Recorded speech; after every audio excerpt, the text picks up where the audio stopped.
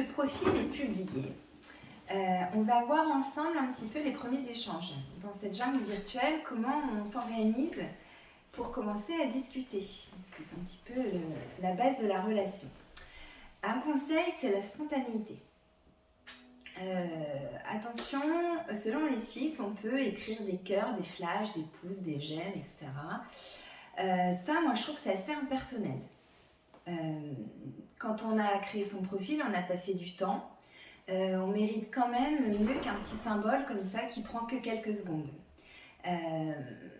Et puis, ce que ça renvoie, c'est qu'on peut liker un peu en masse, en fait. Il y a des personnes, dès qu'elles voient un profil qui leur plaît, tout de suite, elles envoient un petit symbole, et puis voilà. Donc pour moi, là, il n'y a pas trop d'investissement. Ce que ça renvoie, c'est j'ai pas de conversation, j'ai pas le temps, j'ai pas envie de m'investir, je like tout le monde, et puis répondra qui voudra. Bon, donc moi, je trouve un peu que quand on vient de créer son profil, de s'inscrire et qu'on a envie un petit peu de rencontrer l'amour, ben, ça mérite un peu plus qu'un petit symbole. Donc pour moi, on écrit un vrai message. Quand on vient de s'inscrire, souvent les filles, elles reçoivent plein de j'aime. Les garçons, dès qu'il y a une nouvelle inscription de filles, ils envoient en masse des j'aime. Alors c'est pas cliché, mais quand même, il y a beaucoup de garçons qui sont sur les sites de rencontres un peu pour chasser. Voilà, c'est statistique. Donc je fais pas de généralité, mais quand même, ça arrive, ça existe. Donc quand on lit les profils de ceux qui vous ont liké, on fait preuve de discernement. On lit les profils en entier, et si on lit des petites phrases comme la vie n'est que plaisir, je cherche à profiter seulement du moment présent, ce que ça renvoie, c'est quand même je recherche un plan cul. Et je vous rappelle que là aujourd'hui, on est là pour trouver l'amour. Donc je trie, et les profils qui me semblent intéressants, donc je les lis. Et là, je peux me permettre de rédiger un vrai message qui est directement destiné à la personne qu'on a envie de séduire. Alors, un petit message, le premier message, à mon avis, 4-5 lignes. On le soigne, ça ne sert à rien d'en écrire beaucoup. Ce qu'on veut, c'est en écrire quelques-uns à des personnes qui sont intéressantes, qui nous semblent intéressantes. Donc 4-5 lignes, c'est bien. Si c'est trop long, ça peut effrayer. Ça peut montrer qu'on est vraiment très obsédé par rencontrer l'amour et que du coup on en fait trop. Si c'est trop court, ça peut montrer un manque d'investissement. Donc 5 lignes pour moi c'est pas mal. Un petit commentaire par rapport à ce qui a été écrit sur le profil, c'est pas mal. Ça montre que vous avez de l'ouverture d'esprit, de la curiosité, que vous vous intéressez à l'autre. Et ça, c'est quand même une des qualités majeures qu'on recherche, c'est l'intérêt que l'autre a pour notre propre personne. Donc on peut rebondir sur ce qu'il a écrit ou sur ce qu'elle a communiqué. Surtout, ah oui, alors ça je le vois beaucoup, les garçons qui en premier message écrivent « Ah waouh, t'es trop belle, tu me plais beaucoup, attention ». On ne s'occupe pas du physique là. Même si vous le pensez sans doute, sinon vous n'écririez pas. C'est un peu réducteur de parler que du physique en vous fiant à la photo. Donc si vous vous fiez à la photo, vous pouvez vous fier à un élément qu'indique la photo, un paysage ou une coiffure ou quelque chose de communicatif, mais pas que trop sur le physique. Moi je trouve que c'est pas une super jolie approche originale en tout cas. Donc un petit message avec une question ouverte, par exemple, je sais pas, un truc, alors pas trop intime,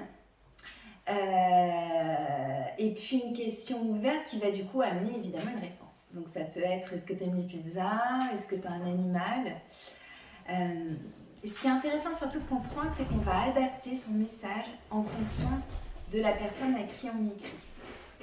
Si vous écrivez à un avocat parisien, vous n'allez pas écrire de la même façon qu'un globe-trotteur. On adapte ce qu'on écrit et comme on écrit.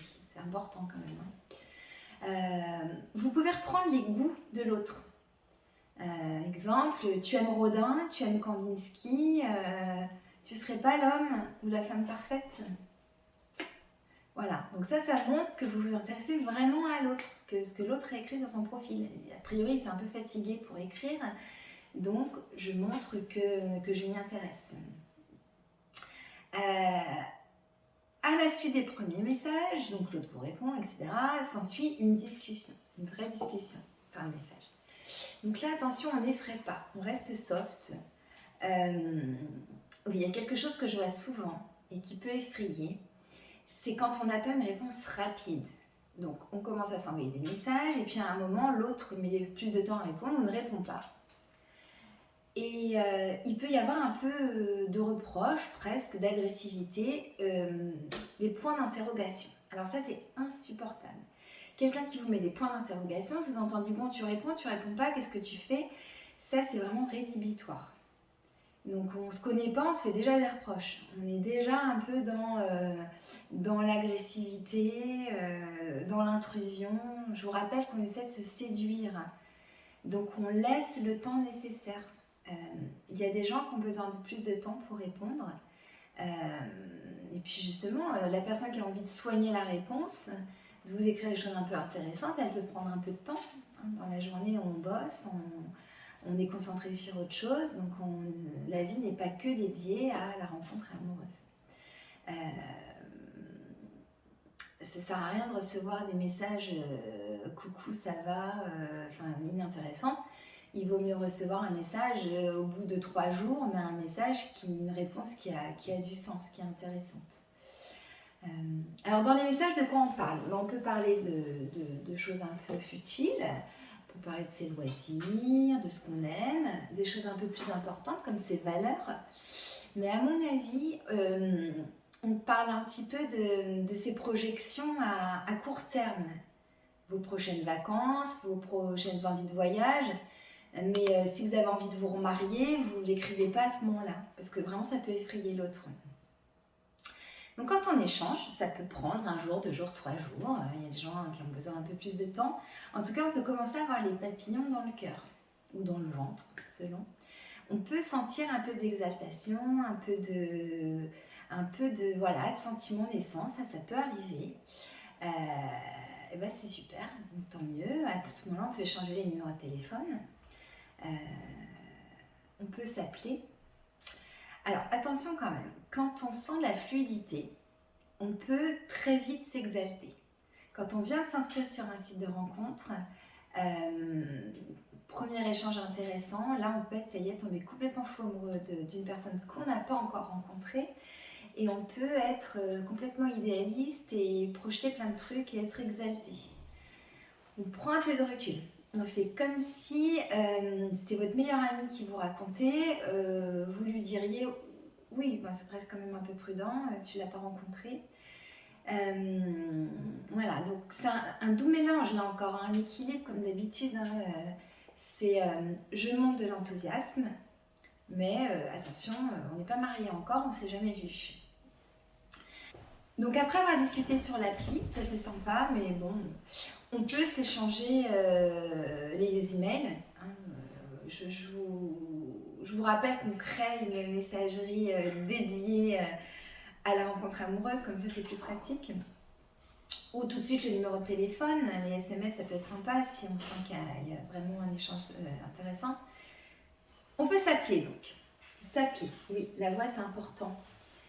Une voix ça peut amener la chaleur, le ton, il y a plein de choses dans une voix. On peut être rassuré d'entendre la voix de l'autre, ou on peut au contraire des fois sentir un espèce de malaise. Donc c'est quand même encore une autre approche qui va vous rassurer, ou pas, mais en tout cas qui va vous faire avancer. Il y a la visio aussi, bien sûr. On fait de plus en plus de visio maintenant. La visio c'est pas mal parce que ça donne vraiment un temps sur la gestuelle, sur la manière de s'exprimer, tout ce qui est non verbal, le décor, là où se trouve l'autre, ça peut donner des... Oui, ça peut donner quand même une petite idée où vit l'autre, comment il vit. Donc ça c'est pas mal, c'est à vous de voir, hein, c'est à vous de créer ensemble, mais ça peut être vraiment des idées. moi, je voulais quand même un petit peu parler quand même des petits pièges des premiers échanges, parce que ça, moi, je le vois chez mes patients qui peuvent être très déçus. Bah voilà, des fois ça se passe plutôt bien et puis d'un coup vous recevez une petite question très déplacée, genre allez envoie-moi une photo, allez montre-moi un peu plus, ou bien vous recevez carrément les attributs de monsieur en photo. Donc là pour moi on coupe court tout de suite, hein. Ça peut arriver, c'est la jungle virtuelle, hein, comme je disais tout à l'heure, on coupe court immédiatement. Là on est dans l'amour, hein, donc on ne cherche pas à aller plus loin. Donc ça, on fait attention. Les sextos, on n'est pas coincé, pas du tout, mais les sextos, pas avant s'être rencontrés, pas avant d'avoir créé un début d'histoire. Quand on est dans une histoire, après on fait comme on veut, mais là, enfin voilà, je trouve pas ça terrible, moi.